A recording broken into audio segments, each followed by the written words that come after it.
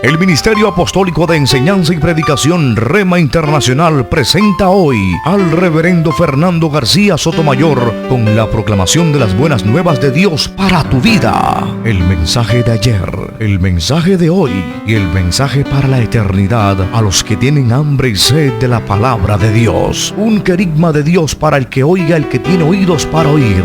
Escucha el dabar del Eterno a las naciones. Ahora es el tiempo para recibir el rema del Espíritu Santo a tu espíritu. Escuchemos con fe la memra del Señor para el alma.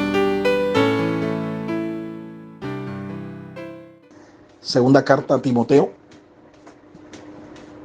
capítulo 1, verso 3. Mi esposa va a darle lectura a este pasaje bíblico.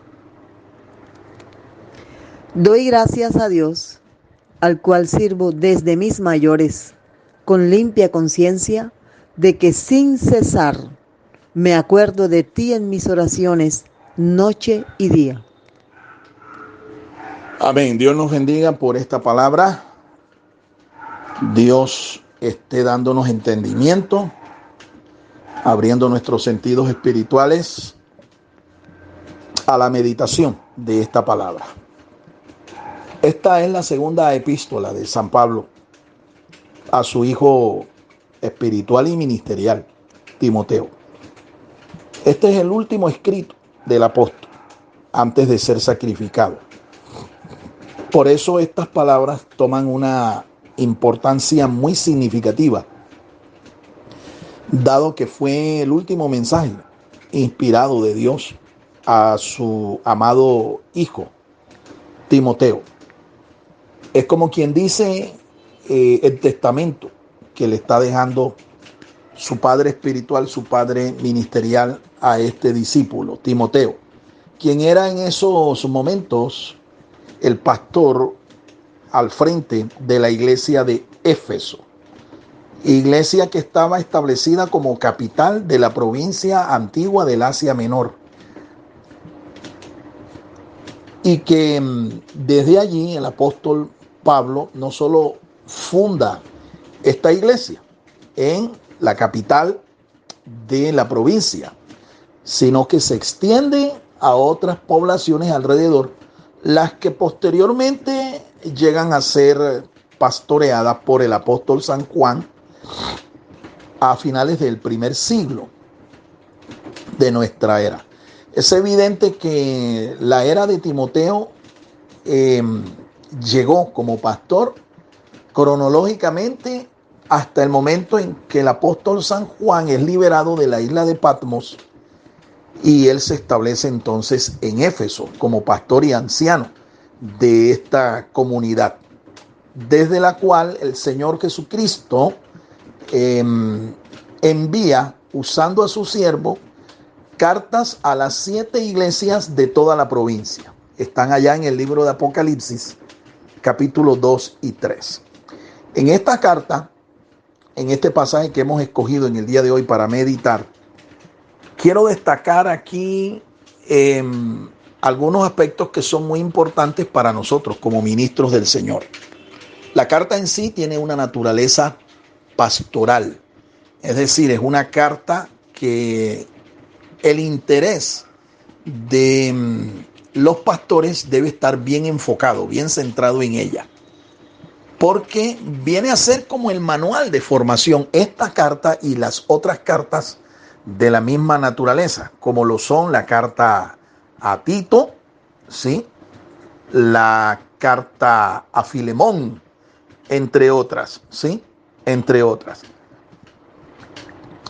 En el pasaje que estamos tomando como referencia, una vez visto el marco histórico que rodea el pasaje, en el pasaje tenemos aquí un recorderis que hace Pablo para Timoteo, diciéndole de que en sus oraciones constantemente, día y noche, Timoteo estaba presente en ellas.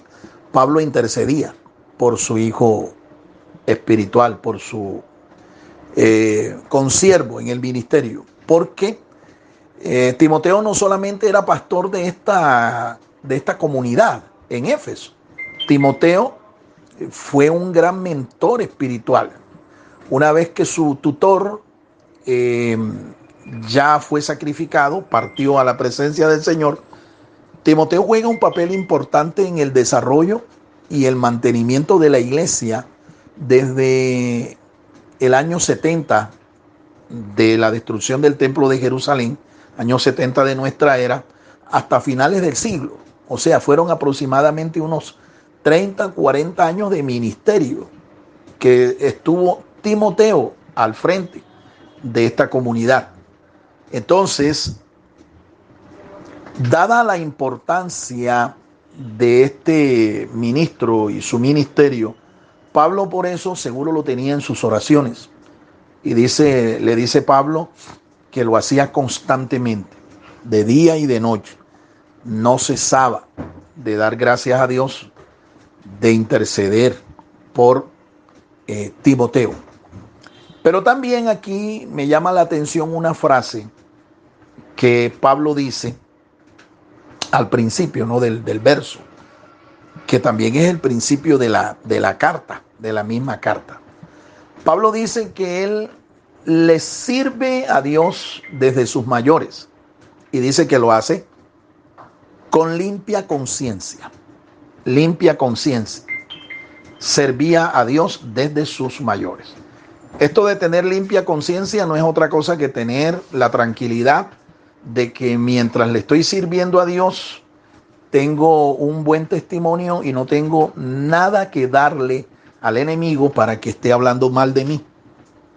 No le doy oportunidad, no le doy ventaja, no le doy espacio a que Satanás me esté ganando territorio, ¿sí? O aprovechando cualquier ocasión, cualquier descuido de mi parte para destruir mi buen nombre, para destruir mi imagen, para destruir mi testimonio ante el pueblo de Dios y ante la opinión pública. Servir a Dios con limpia conciencia es servir a Dios con un buen testimonio como respaldo. Es eso. De eso se trata.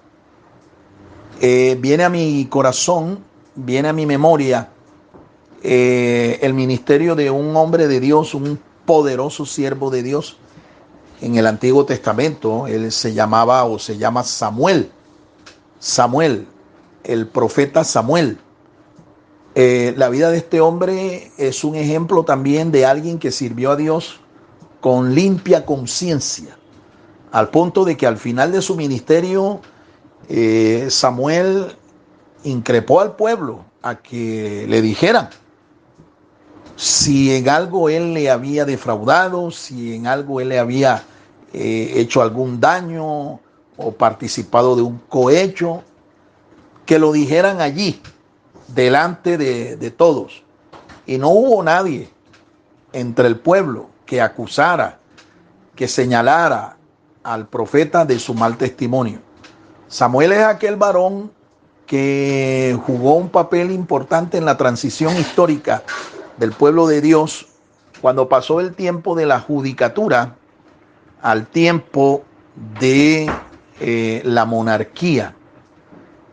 Repito, Samuel es un personaje que marcó una importancia en la transición histórica del tiempo cuando el pueblo de Dios vivió en la judicatura, es decir, bajo la jurisdicción, bajo la dirección, el liderazgo de un juez, y pasó a ser luego gobernado por un rey. A este tiempo se le llama la monarquía. Un poco de historia aquí para recordar. Samuel es el último de los jueces y es el primero de los profetas. El profetismo clásico comenzó realmente con Samuel. Samuel, además de ser juez y profeta, comenzó a ser parte de la familia sacerdotal. Fue el sucesor del sacerdote Elí, a quien Dios cortó del sacerdocio y a sus hijos, y llamó a este niño que había nacido de una manera prodigiosa por medio de un voto delante del Señor. Un voto que hizo sus padres, hicieron un voto, Elcana y Ana, los padres del profeta Samuel, y nace este niño ¿Ve? A una mujer que era estéril hasta ese momento, pero que cuando hizo el voto consagró a su hijo y lo entrega al sacerdote Elí, quien lo adopta, quien lo prohija, y sin que Samuel sea parte de la familia sacerdotal, la familia de Leví, él lo adopta legalmente y se convierte, con el paso de los años, se convierte en el sucesor en el sacerdocio. Fue Samuel quien finalmente pues unge al primer rey de Israel, a Saúl. Fue Samuel quien unge al segundo rey de Israel, una vez que Dios cortó a Saúl. Es Samuel el que también unge al rey David, quien llegó a ser pues el más grande de los reyes de Israel. Este es Samuel, un hombre que también sirvió a Dios con limpia conciencia. Igual que está diciendo Pablo, que con la misma actitud servía él al Dios vivo, a nuestro Dios, al Dios de Israel, al Dios de Abraham, de Isaac, de Jacob. Ahora, la segunda frase en la que me quiero centrar en esta ocasión para esta reflexión es la frase que dice: sirvo a Dios desde mis mayores. Esto dice Pablo. ¿Quiénes son sus mayores? Es evidente que se está refiriendo aquí a sus antepasados. En algunas traducciones, en vez de decir mis mayores, es traducido al español mis antepasados. Pablo está diciendo que él servía a Dios teniendo como referencia el cuadro de sus antepasados. ¿Quiénes son los antepasados de Pablo?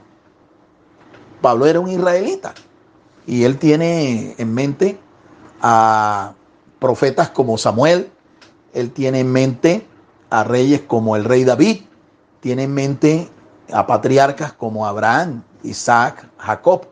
Todos estos personajes fueron siervos de Dios en el Antiguo Testamento, fueron israelitas, ¿sí? Cada uno de ellos. Es evidente entonces que nosotros, tomando el referente de Pablo, tomando las palabras de Pablo, ¿sí?, para referirse a la manera como él servía a Dios, nosotros también debemos tomarlas. Debemos tomar como referente las palabras de Pablo cuando dice: sirvo a Dios desde mis mayores, desde mis antepasados. Estas personas que sirvieron a Dios. ¿Y por qué razón? ¿Por qué yo debo tomar como referencia estas mismas palabras de Pablo y servir a Dios como lo hizo Pablo, teniendo como referencia a sus mayores? Le voy a decir 3 razones por las cuales nosotros, al servir a Dios en el ministerio al cual Él nos ha llamado, debemos tener en cuenta a nuestros mayores. Número 1, por su fidelidad. Su fidelidad. Número 2, no solo por su fidelidad, sino por su experiencia, por sus años de experiencia. Y número 3, debemos tenerle también en cuenta a nuestros mayores, respeto por su desarrollo, respeto por su desarrollo. Estas 3 razones son las que nosotros debemos tener en cuenta, ¿ven?, para servir a Dios. Debemos tener en cuenta de nuestros mayores. Ahora, usted tiene un hermano mayor, usted tiene un mentor espiritual, usted tiene una cobertura, usted tiene un referente en el cual usted también debe honrar las mismas cosas. Primero, como dije, la fidelidad. ¿Sí? La fidelidad. Estos varones que he mencionado fueron fieles en el servicio a Dios.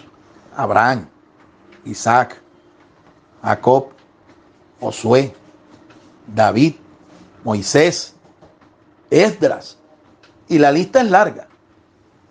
¿Qué se destaca en cada uno de estos personajes? Su fidelidad al Señor, su fidelidad en el ministerio. No se destaca en ellos, en ningún momento, no se destaca su impactante presencia o figura o parecer. En ellos no se destaca estas cosas. Estoy seguro que lo que Pablo quería destacar era la fidelidad de esta gente. Ellos permanecieron fieles a Dios desde el momento en que Dios los llamó hasta el momento en que partieron a la presencia del Señor. Moisés es catalogado como un hombre fiel en la casa de Dios. Esos pasajes los leemos muchas veces en la Biblia. Moisés fue fiel en la casa de Dios. Vemos aquí a Samuel, el profeta, diciendo que tenía una limpia conciencia.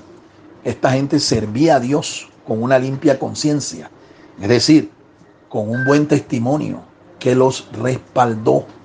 Un buen testimonio delante de Dios y delante de los hombres.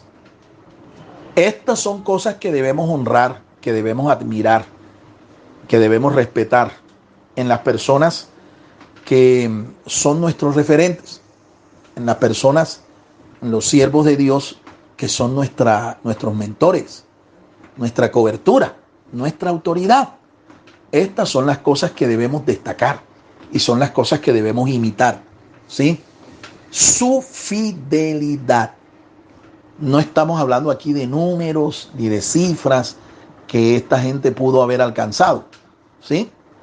Porque un profeta fiel a Dios como Jeremías, si nosotros lo evaluamos por la cantidad de personas que él se ganó para el Señor, tendríamos que descalificarlo, ¿no? Porque ¿a quién se ganó Jeremías para el reino? Que yo recuerde, de pronto a su escriba, Baruch. De pronto su testimonio influyó sobre reyes como Josías o Ezequías, tal vez. Pero durante los días del ministerio del profeta Jeremías, nosotros no vemos ni siquiera a los reyes de Israel a los que él les ministró. Un largo ministerio, pero fue un hombre fiel, a pesar de que tuvo su crisis y quiso dejar el ministerio. Este fue un hombre fiel desde que Dios lo llamó hasta el día de su partida. Entonces, esto es lo que tenemos que nosotros destacar, porque para Dios es muy significativo el hecho de que tú y yo seamos fieles, fieles hasta el fin, mi amado hermano, fieles. Quiero ilustrarte esta verdad con una ilustración que nos hace ver que lo que Dios desea ver de nosotros es la fidelidad, y eso es lo que nosotros también tenemos que ver en nuestros referentes, en nuestras autoridades, su fidelidad. Un hombre tuvo una visión en la cual el Señor se le aparece y el Señor lo llama y le dice que le sirva. Entonces aquel varón solícito le dijo al Señor que estaba dispuesto a servir. Y Dios le dijo, este va a ser tu ministerio. Y vino el Señor y le mostró una gigantesca roca. Una roca gigantesca. Y le dijo, empújala. Empuja la roca. Ese va a ser tu ministerio. Ese va a ser el servicio que tú me vas a prestar. Empuja esa roca. Mire bien la palabra. El Señor le dice, empuja la roca. Y este hombre comenzó a hacerlo. ¿Ve? Y pasaron los primeros días, así las semanas, los meses, los años. Y el tipo empujando, hasta que un día él ya cansado, agotado, le habló a Dios y le dijo, Señor, tú me llamaste a que te sirviera en un ministerio. Y yo lo he hecho, Señor. Tengo años empujando esta roca y no se mueve ni un milímetro. Señor, yo me siento muy mal. Siento que yo te he fracasado. Yo siento que he fallado en mi ministerio. Señor, ¿por qué no me das otro ministerio? ¿Por qué no me abres la puerta para yo servirte en otro ministerio? Y el Señor se le apareció y le dijo, hijo, ¿cuál es tu condición? Yo he escuchado tu oración, aquí estoy. Y él le dijo, Señor, es que tú me diste a mí la tarea de este ministerio y yo tengo años en esto y yo no veo que esta roca se mueve, ni un milímetro. Señor, y ya yo estoy cansado, estoy agotado, me siento frustrado, me siento fracasado. Y el Señor le dijo, hijo, pero si es que yo no te pedí a ti que movieras la roca. Yo no te pedí a ti que tú la cambiaras de lugar, que tú la arrastraras. Yo te dije fue que la empujaras. Y ciertamente veo que tú lo has hecho, pero estás desanimado. Pero es que yo no te pedí eso. Yo no te dije que hicieras eso. Yo te dije fue que empujaras la roca. Ahora yo quiero que te mires. Desde el día en que tú aceptaste el llamado hasta el día de hoy. ¿Cómo estás ahora? Mírate. Eres más fuerte. Tienes más resistencia. Ahora tienes experiencia. Ahora sabes lo que es sudar. Ahora sabes lo que es servirme en medio de la escasez, en medio de la debilidad. Ya sabes eso. Y aquel hombre entendió que lo que Dios le estaba pidiendo era que empujara. O sea, que fuera fiel al llamado que le había hecho. Espero que usted haya entendido también. Dios nos llama a nosotros a ser fieles, mi amado hermano. Dios no nos llama a otra cosa. ¿Sí? En la obra de Dios, finalmente el crecimiento quien lo produce es el Señor. Siempre y cuando nosotros seamos fieles. Así es que no hagamos algo, no hagamos la tarea para la cual Dios no nos ha llamado. Hagamos lo que Dios nos ha dicho que hagamos. Lo segundo que nosotros tenemos que resaltar, mientras que estamos sirviendo a nuestros mayores, es la experiencia que ellos tienen. Experiencia que tiene un valor incalculable en el ministerio. No es lo mismo un ministro novato en el ministerio que un ministro experimentado. No es lo mismo, El mensaje de un ministro que es novel en el ministerio, que es nuevo, es un mensaje lleno de mucho fervor, de mucho entusiasmo, de mucho ánimo, de mucho fuego. Y un mensaje que hasta impactante puede ser. Pero ¿sabe qué? Cuando Dios nos llama a un ministerio, no nos llama a impactar, mi amado hermano. Dios nos llama a trascender. Por eso, usted debe atender con más cuidado a la palabra, al mensaje, al consejo, a la enseñanza de un ministro experto. Un ministro que tiene experiencia, que tiene pericia, que es un perito en lo que hace. Debes ponerle más atención a esto y no estar por allí detrás de la palabra, del consejo, del ministerio, de ministerios que tienen nombre, que son muy impactantes, pero que no han trascendido en la historia, no han trascendido en nuestra generación, porque son ministerios generalmente nuevos, dirigidos por novatos. Alabado sea el nombre del Señor. Mire, la experiencia es algo que no se está apreciando en estos días. En estos días los ministros de experiencia son irrespetados, son deshonrados, tenidos en poco. Como ministros que, como la mayoría de estos ministros son ministros ya de años, es decir, no son gente jóvenes, ¿sí? No son jóvenes, son gente ya de años, 60, 70 años.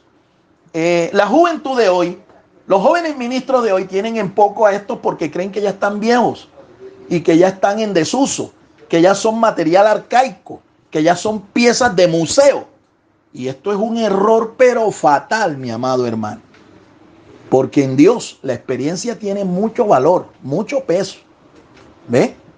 En el pueblo de Israel no era cualquiera quien estaba al frente de un ministerio. La edad requerida para esto era mínimo 40 años de edad. Timoteo, al parecer, no tenía los 40 años. Por eso es que Pablo tiene que escribirle para alentarlo diciéndole: ninguno tenga en poco tu juventud. Usted lo que tiene que ser es un ejemplo. ¿Ve? Así es que este hombre, este joven ministro, Timoteo, era un anciano espiritual, pero no era un anciano de edad. Pero note usted que él tuvo que luchar contra este prejuicio. Porque en el pueblo de Israel, la gente que sirve en un ministerio es gente ya de edad. Gente que se supone que debe tener experiencia. Y le voy a decir que en el ministerio, un gramo de experiencia tiene más peso, tiene más valor ¿Ve? Que 1000 toneladas de entusiasmo, de unción, poder y gloria. Se lo voy a decir nuevamente porque este es un rema muy especial. Este es un rema muy poderoso. En el ministerio, un gramo de experiencia tiene más peso, tiene más valor que 1000 toneladas de entusiasmo, de unción, poder y gloria, ¿no? Como algunos le llaman. ¿Me explico? Esto tiene más valor, la experiencia. Por eso nosotros tenemos que valorar a los ministros que son experimentados.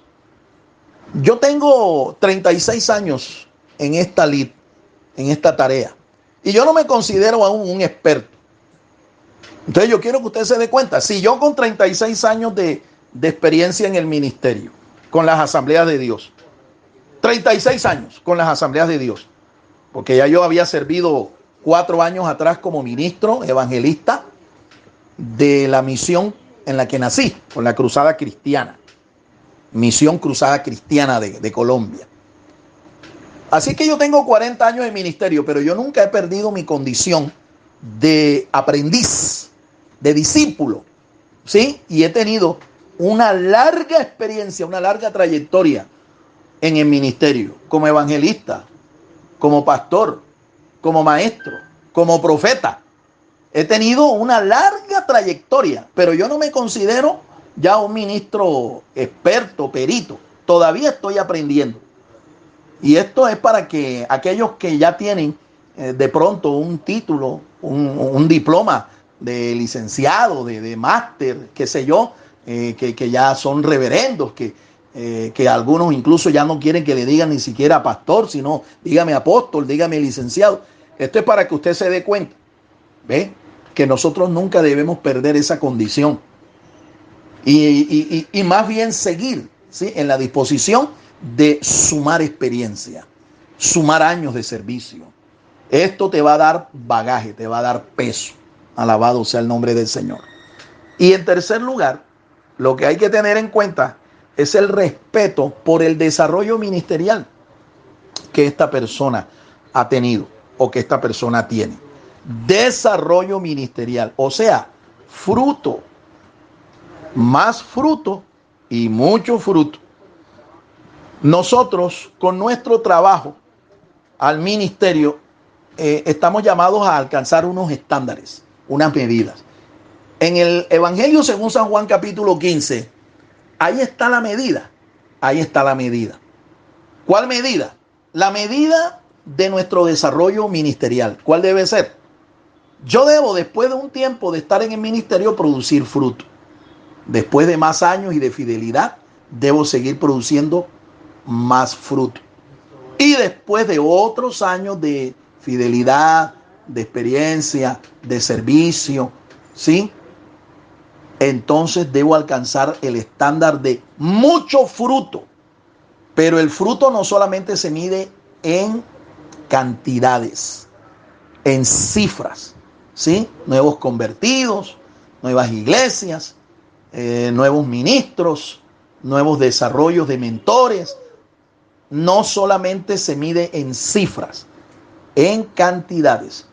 El fruto se mide en calidad, calidad de vida, calidad de carácter.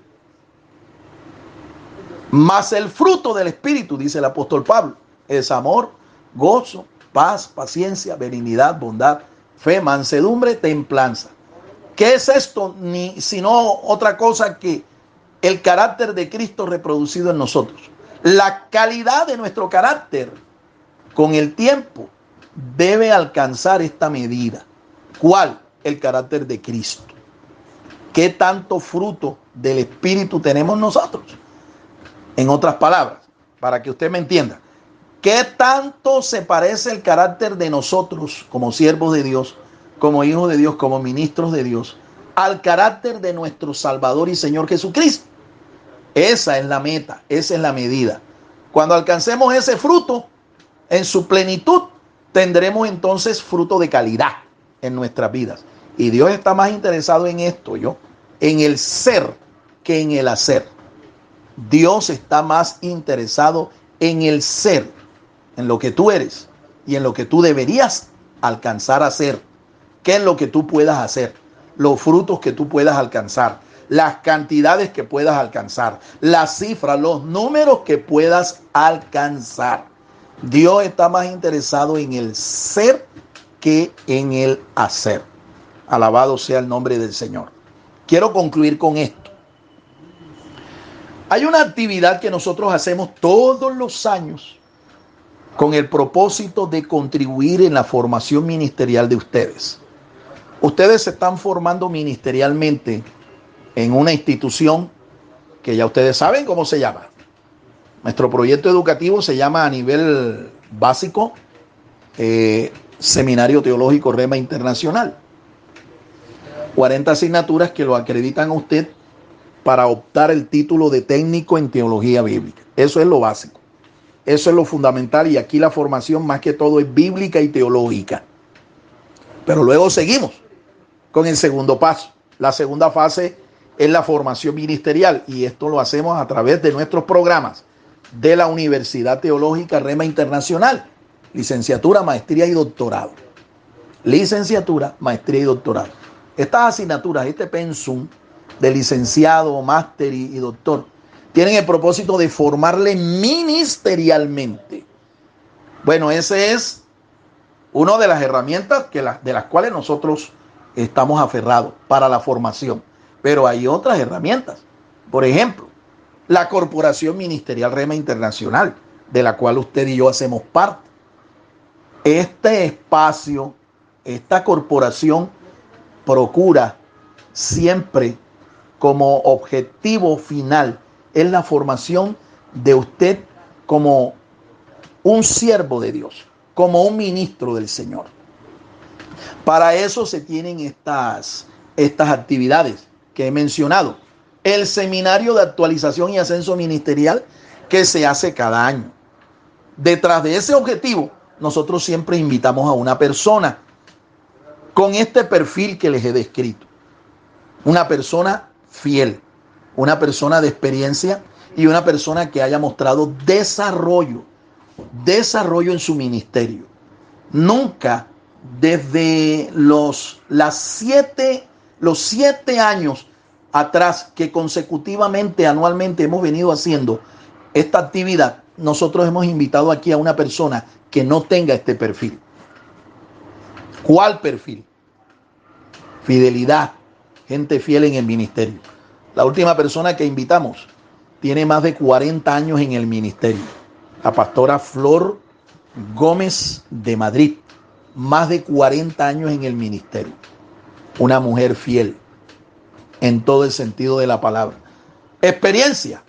Imagínense ustedes. Comenzó siendo maestra de escuela bíblica y hoy en día es la pastora juntamente con su esposo de una organización cristiana que tiene ya más de una iglesia y varios ministros bajo su cobertura ministerial. Y así, si nosotros revisamos el perfil de los ministros que yo les he invitado, que he llevado allá al seminario de actualización ministerial y ascensos cada año, usted se dará cuenta que tienen este perfil. ¿Por qué? Porque el propósito aquí, mi amado hermano, es que usted y yo sigamos aprendiendo de gente que en el ministerio ha sido fiel, gente que tiene experiencia y gente que tiene desarrollo ministerial. El Ministerio Apostólico Rema Internacional pone a disposición esta predicación. Ofrecemos ministración a simposios, seminarios, campañas evangelísticas, educación globalizada sana y de carácter interdenominacional. Escríbanos a ministerioremainternacional@gmail.com o llámenos al celular 316-270-7181.